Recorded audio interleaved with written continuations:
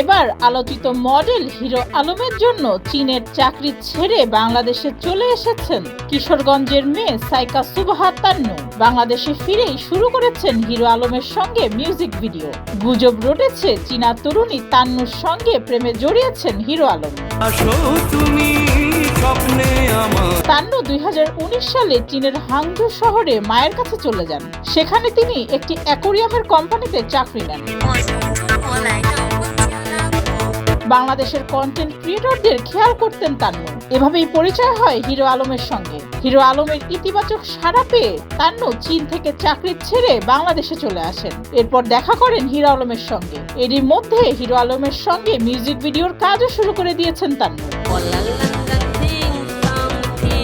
hero Alam বলেন, আমি আর তান্নু মিলে মিউজিক ভিডিও